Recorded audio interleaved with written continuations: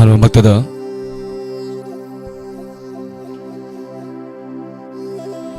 ꯊꯧꯔꯝ ꯑꯁꯤꯕꯨ ꯃꯤꯠꯌꯦꯡ ꯇꯥꯕꯤꯔꯤꯕ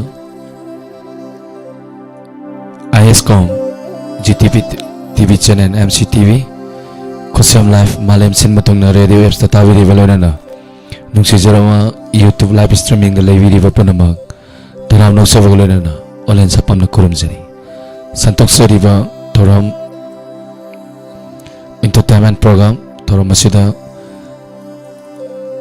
ꯁꯤꯖꯤꯟꯅꯖꯔꯤꯕ ꯅꯝꯕꯔ 7005707808 ꯀꯣꯜ ꯇꯧꯕꯤꯔꯛꯇꯨꯅ ꯃꯤꯀꯨꯞ ꯑꯃ ꯇꯧꯔꯁꯨ ꯄꯣꯊꯥꯃꯤꯟꯅꯁꯤꯊꯧꯔꯝ ꯑꯁꯤꯒꯤ ꯑꯍꯥꯟꯕ ꯀꯣꯜ ꯂꯧꯈꯠꯆꯒꯦ ꯍꯜꯂꯣ ꯍꯜꯂꯣ ꯇꯔꯥꯝ ꯅꯣꯛꯆꯔꯤ ꯃꯤꯡ ꯑꯃꯗꯤ ꯂꯩꯐꯝ ꯍꯥꯏꯕꯤꯌꯨ ꯇꯔꯥꯝ ꯅꯣꯛꯆꯔꯤ ꯏꯃꯥ ꯀꯔꯤ ꯃꯊꯦꯜ ꯆꯥꯕꯤꯔꯒꯦ ꯃꯁꯤꯗ ꯍꯪꯒꯥꯝ ꯊꯣꯡꯕ ꯆꯥꯔꯦ ꯉꯥ ꯑꯃꯒ ꯉꯧꯔꯦ ꯆꯞ ꯆꯥꯔꯦ ꯑꯅꯤꯗꯣ ꯃꯊꯦꯜꯁꯨ ꯆꯞ ꯆꯥꯕ ꯃꯊꯦꯜ ꯑꯃ ꯆꯥꯕꯤꯔꯦ ꯏꯃꯥ ꯉꯁꯤ ꯊꯧꯔꯝ ꯑꯁꯤ ꯏꯅꯥꯎ ꯑꯦꯗꯤꯁꯟꯅ ꯁꯟꯇꯣꯝꯕ ꯊꯧꯔꯝꯗꯨꯒꯤ ꯃꯈꯥ ꯁꯝꯊꯔꯛꯀꯦ ꯍꯣꯠꯅꯖꯔꯝꯕꯅꯤ ꯑꯗꯨꯗ ꯑꯩꯈꯣꯏꯒꯤ ꯇꯦꯛꯅꯤꯀꯦꯜꯒꯤ ꯑꯣꯏꯕ ꯈꯨꯗꯣꯡꯆꯥꯗꯕ ꯈꯔ ꯂꯩꯕꯅ ꯊꯧꯔꯝꯁꯦ ꯑꯗꯨꯝ ꯀꯩꯅꯣ ꯇꯧꯖꯔꯦ ꯑꯇꯣꯞꯄ ꯄꯦꯖ ꯑꯃꯗ ꯍꯥꯏꯇꯥꯔꯦ ꯄꯦꯖ ꯑꯃꯗ ꯑꯣꯏꯅ ꯂꯥꯛꯆꯔꯦ ꯉꯁꯤ ꯀꯔꯤ ꯎꯠꯄꯤꯒꯅꯤ ꯑꯩ ꯏꯁꯩ ꯃꯇꯦꯛ ꯑꯝꯇꯪ ꯁꯛꯂꯛꯑꯒꯦ ꯑꯗꯣ ꯌꯥꯗꯕ꯭ꯔꯣ ꯀꯗꯧ ꯇꯝꯕꯤꯁꯤ ꯀꯅꯥꯒꯤ ꯊꯣꯡꯖꯤꯟꯗꯕꯨ ꯂꯦꯞꯂꯨꯅꯤ ꯅꯤꯡꯉꯣꯜ ꯑꯣꯏꯕꯤ ꯄꯨꯟꯁꯤꯅ ꯀꯥꯂꯦꯟ ꯄꯟꯊꯧ ꯀꯥꯈ꯭ꯔꯒ ꯀꯅꯥꯏ ꯃꯐꯝꯗꯕꯨ ꯑꯣꯏꯅꯔꯨꯅꯤ ꯅꯣꯡꯃ ꯐꯥꯗꯣꯛ ꯆꯠꯆꯅꯤꯡꯕ ꯏꯄꯥꯝ ꯂꯝꯗꯝ ꯅꯨꯡꯁꯤꯕ ꯀꯅꯥꯒꯤ ꯈꯣꯡꯖꯦꯜꯗꯕꯨ ꯂꯦꯞꯂꯨꯅꯤ ꯅꯤꯡꯉꯣꯜ ꯑꯣꯏꯕꯤ ꯄꯨꯟꯁꯤꯅ ꯑꯩꯒꯤ ꯃꯥꯒꯤ ꯍꯥꯏꯗꯣꯛꯅꯈꯤꯅꯤ ꯁꯥꯒꯩ ꯑꯃꯃꯝ ꯎꯟꯅꯈꯤꯅꯤ ꯑꯩꯒꯤ ꯃꯥꯒꯤ ꯍꯥꯏꯗꯣꯛꯅꯈꯤꯅꯤ ꯁꯥꯒꯩ ꯑꯃꯃꯝ ꯑꯣꯏꯅꯈꯤꯅꯤ ꯅꯤꯉꯣꯜ ꯄꯨꯟꯁꯤ ꯂꯥꯞꯅꯔꯅꯤ ꯏꯆꯤꯟ ꯏꯅꯥꯎ ꯀꯥꯏꯅꯔꯅꯤ ꯅꯤꯉꯣꯜ ꯄꯨꯟꯁꯤ ꯂꯥꯞꯅꯔꯅꯤ 이승 나오나라니 윤내 암만 담나키 마땅기코 있으나 나이 마품다부 오이나루니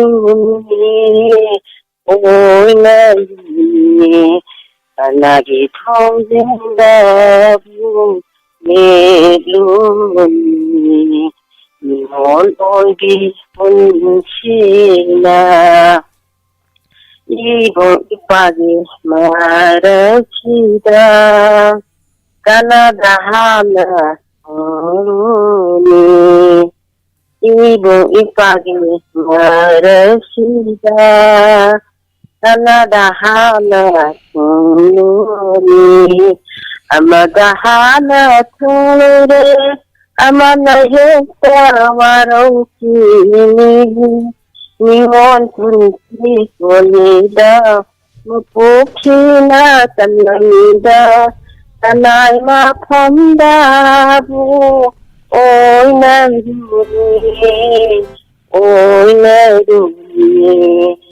까나리 통진다부 내블루니 니원 오이비 Sina Tahu lalu lagi. Tahu cerima yang pasal kalau tampil kering live chat live video mayam nasu tahu pilih. Mayam tu ini hendak tahu ceri semua panji dah. Tahu ceri, tahu seru ya birak pa. Matangi kalau ada mukadam sahaja lagi. ꯑꯍꯥꯟꯕ ꯁꯦ ꯃꯃꯤꯡꯁꯦ ꯍꯦꯠ ꯔꯥꯏꯇꯤꯡꯁꯦ ꯀꯩꯅꯣ ꯇꯦꯛꯁꯦ ꯀꯩꯅꯣꯅꯤꯅ ꯄꯥꯊꯣꯛꯇ꯭ꯔꯦ ꯄꯥꯊꯣꯛꯇꯕ ꯇꯔꯥꯝ ꯅꯣꯛꯆꯔꯤ ꯕꯥꯕꯂꯤ ꯅꯣꯡ ꯇꯔꯥꯝ ꯅꯣꯛꯆꯔꯤ ꯁꯥꯟꯇꯤꯕꯂꯥ ꯂꯥꯏꯁ꯭ꯔꯥꯝ ꯇꯔꯥꯝ ꯅꯣꯛꯆꯔꯤ ꯂꯂꯤꯇꯥ ꯌꯦꯡꯈꯣꯝ ꯇꯔꯥꯝ ꯅꯣꯛꯆꯔꯤ thank you ꯊꯧꯔꯝ ꯁꯔꯨꯛ ꯌꯥꯕꯤꯔꯛꯄ ꯊꯧꯔꯝ ꯃꯄꯨꯡ ꯐꯥꯍꯟꯕꯤꯔꯝꯕ ꯍꯥꯏꯅꯤꯡꯉꯥꯏ ꯂꯩꯇꯅ ꯊꯥꯒꯠꯆꯔꯤ ꯊꯧꯔꯝ ꯑꯁꯤꯕꯨ ꯃꯤꯠꯌꯦꯡ ꯇꯥꯕꯤꯕ ꯍꯟꯅ ꯊꯥꯒꯠꯆꯔꯤ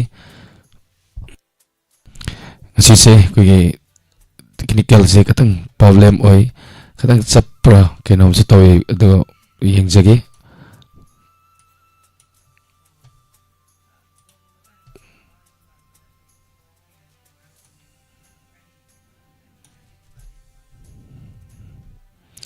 ꯊꯧꯔꯝ ꯑꯁꯤꯗ ꯁꯤꯖꯤꯟꯅꯖꯔꯤꯕ ꯅꯝꯕꯔ 7005707808 ꯑꯃꯨꯛꯀ ꯍꯟꯅ 7005707808 ꯀꯣꯜ ꯇꯧꯕꯤꯔꯛꯇꯨꯅ ꯃꯤꯀꯨꯞ ꯑꯃ ꯇꯧꯔꯁꯨ ꯄꯣꯊꯥꯃꯤꯟꯅꯁꯤ ꯒꯣꯒꯣꯕꯤ ꯇꯔꯥꯝ ꯅꯣꯛꯆꯔꯤ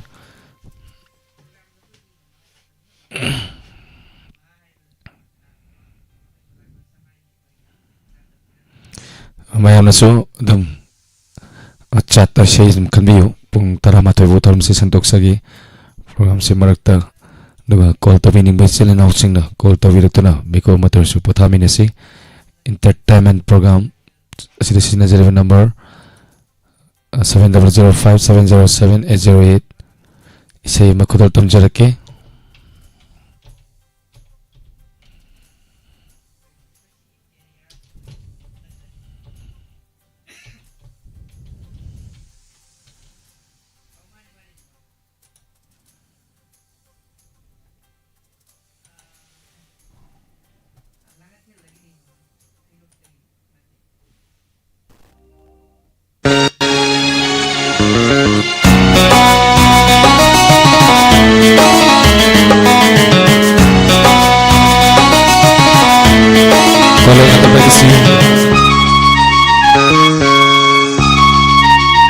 Damadam sauram le nandi sakka suyam fajaram le pamure migi oi ki dauba aigi oina oina sirala damadam sauram le nandi sakka suyam fajaram le pamure migi oi ki dauba aigi oina oina sirala kallure natsu aigi kanalai Leira dinanga aigi oina rani oina ambige kallam sauram le nandi sakka suyam fajaram le pamure migi oi ki dauba aigi oina oina sirala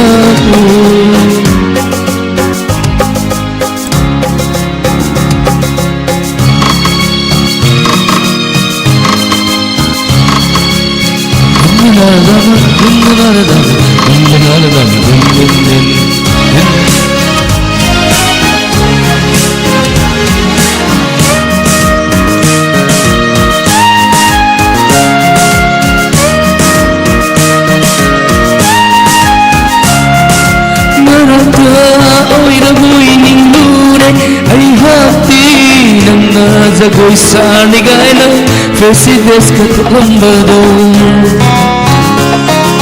Marata oira moiningure ai hati nanna Zagoi sani gaina fesi deska lambado Suktina om lambadi tasabangande tamoisina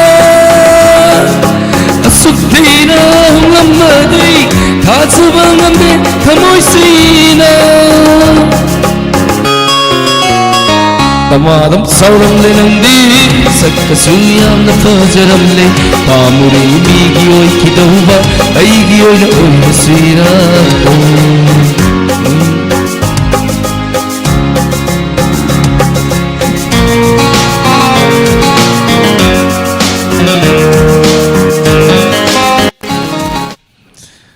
Kola laktabagi mati makudal tamjabani kola lakutsage hello hello taram noksari mingamadi lefam habiu hai sinjamidagi lawrembam sandarani ne tagasari taram saru yabirakpa taram mapung phambirakpa haninga laitana tagasari kari mathal sabiragi hai sai di sibot ketirma birum besare ke ni mathal so hawam sabire ironba iroma so hawi ko kari utpi gani ngasi entertainment program asida Sailai Chin Saglagi. Kudal Tambisi. Sahujargi.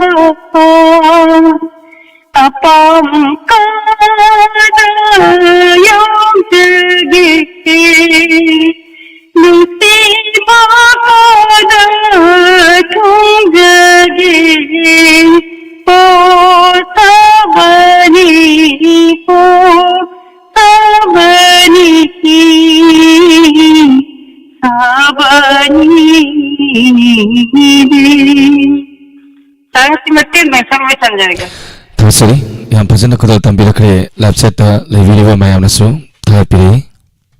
Thank you, terima kasih ya bilapa. Thank you sir, thamjare. Matangi kola damu ko tang sapi sagi, ngasi si isi arang bani katang, saksa kita uni kon se adre, aying pung mapanda pama salak ke hojik saki be sai desu, anduga isi arang bani amado di haidu eroi. Arang wajing hayang di kara lang se anduga hojik se ngasi se kara langning ba fauda ba haitari, akoi gi irak tatin biramba, nunti Diamond TV thoram da saru ya biramba, kui nuksijarawa kui family topa matona leki da tawayak sang yano yano nungai jade, maramdi kai gino akana kui nukti gi sum unawa mi masu oiva, sak sak unadraga su, kui nukti gi thengna dana awa nungai yawari sanawa, kui amat tawaina leminaramba miyo yama hek walak pamatonda, hek tawai nungai tawa puning nuksiwa yam pause, topa matongi tawaina lairam lenda ingna chikna laiwa oirasnu haidana isuri mafanda tawni chari nongmadi sigadaba ngatani ahana kongi wani ndubu hek koiga lemina ramaga samaina sakibase aduki mati nungai tawa fauze anyway lairam lenda ingna chikna laiwa oisanu aduga magi topa matongi tawaina lairam lenda laibada ingna chikna lainabagidamagta thoram santoksariba khoidagi isai makatang khulal tamjage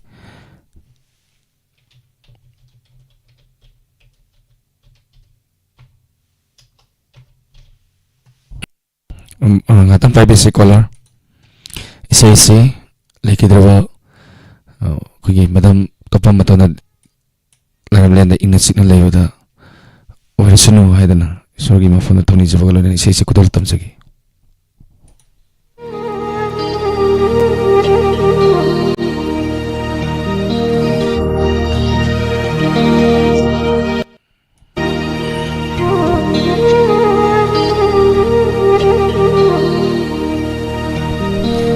Sirabaigi thawai manga kaidongi kainani nanga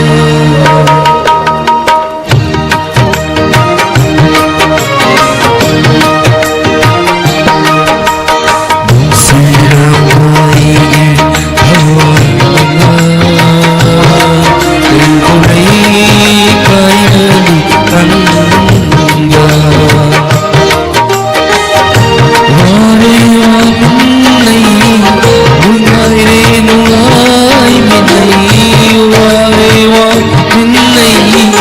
nungaire nungai minai asupina tinara ananda sirabai hawai mana kaidomai kainani nanga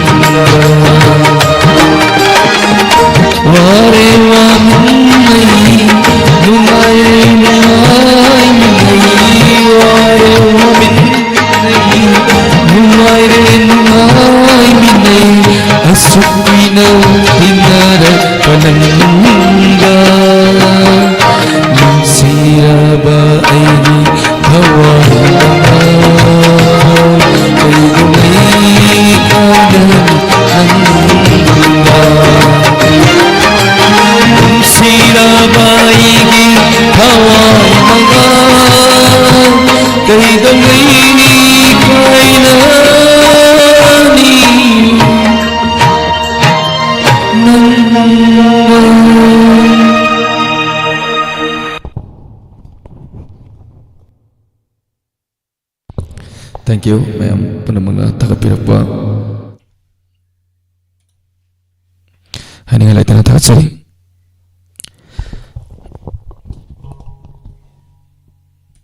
Matangi caller. Lokot sagi. Takapirapa penama hani ngalai tanah takat sari. Hello. Hello. Taram lokot sagi. Menga madali fang IVC. Sir, igi min babli nong tawal kachlay kay dagi. Hi, hi, son. Taram lokot sari. Hi, hi, sir. Kaya matal sabi lagi, son. Sir, ngasi디 bamboo soup chai. Okay. Auda ka hana pura le tham kena to vibra na tragana thabira pura. Sidagi lay bane sir. Adum phambra bamboo se. Phangi sir. Okay. Kari sei ko to megani chan kari entertainment me amlo pigani. Sir, isay masakzarake isay ise akoi laikhidraba chi atonda dedicate tawra ka saksari. Kadal ta busy. Hawzarage sir.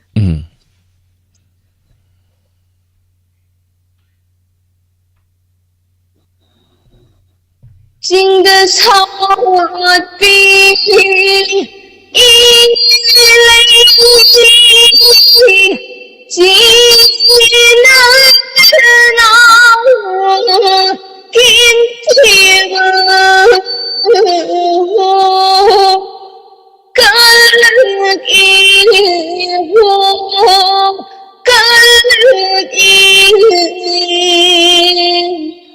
kalaki de ay nagkikino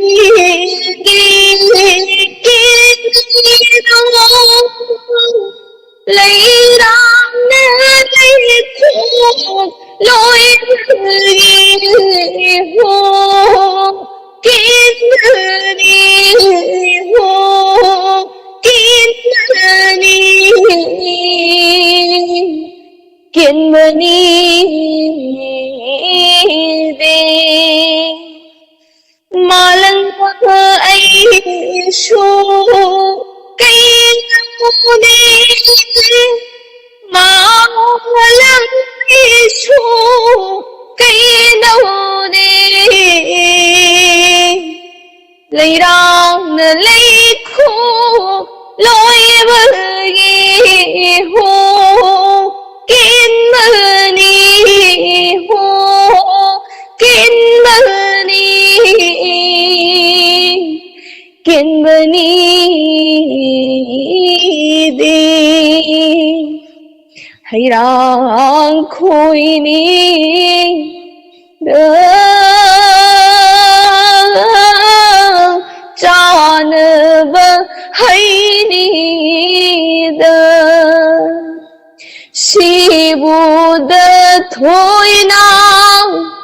Sibuda thoina haba hayri chinnam hayni da chikla pai kana bana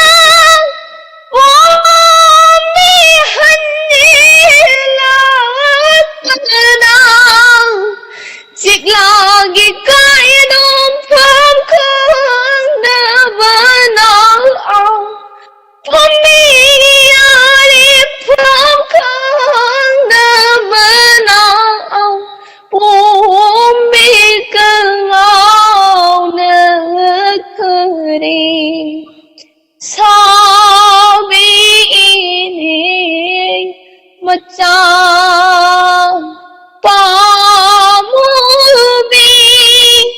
jingnungi sana lok to dalgi pai virto ini macam pamubi question jayenge sir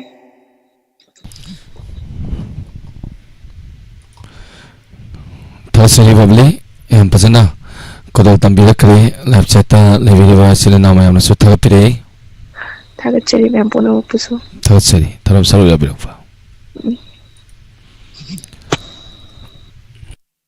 color ani kak lokatsage nduga tharam solution jage tharam sigi he matungda inspector toy hanjan basaru mayam puna ngaminasi nduga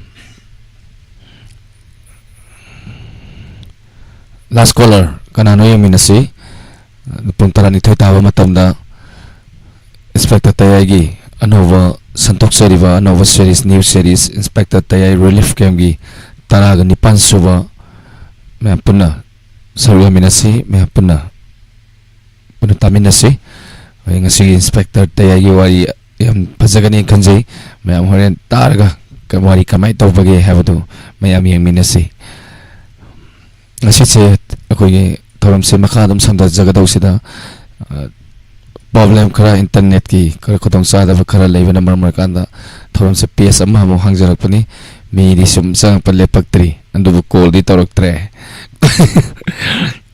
call tang tawira di last caller kanano ye minaraga sigi thoram si solution bagi e awalo sagi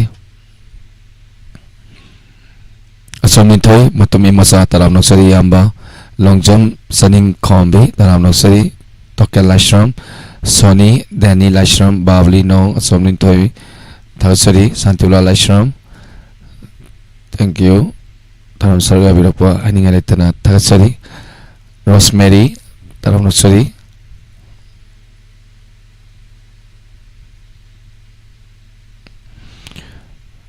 che matang kuire una kidawa amo topira pataka sari last caller kanano yeminasi hello Hello.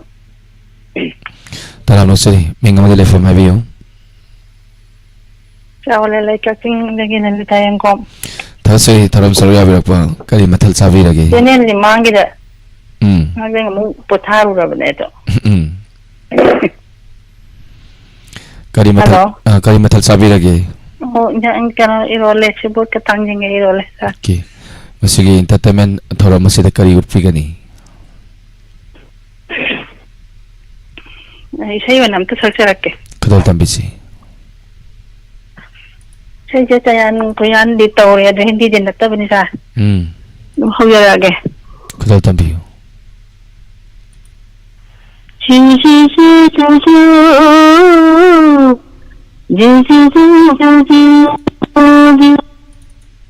Jashoda का नंद लाला ब्रज भुमाई हलीबा ऐगी इसा अस्सी मदी ताइबंग शिन्नाली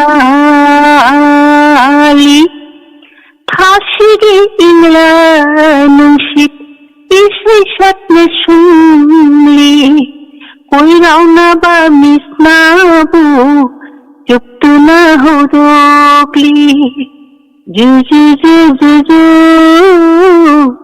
जू जू जू जू जू जू जू जू जू जू जू जू जू जू इसाने ना येंदु न नंदो कुइरे तुम लगी बा पामला बदी थवाई शेतिगे नंगुंदई कैसु पाम्बे पांथोक्तुना मिस्नाना अबोक्तैदी एंगलकु कनानते ऐसे नंगी नमानी नंगी दमखली मंगलाल कया मंगली ऐगी इसासी मदी ताइबंग शिन्नाली थाशिगी इंगला नुशित इसे शत्न सुनली कोई रावना बा मिसनाबू चुप्तु न हो रोकली जू जू जू जू जू जू जू जू जू जू तुम थरगे ऐदी मी कब थोकला रोय ऐगी इसासी मदी ताइबंग शिन्नाली जू जू जू जू जू जू जू जू जू जू जू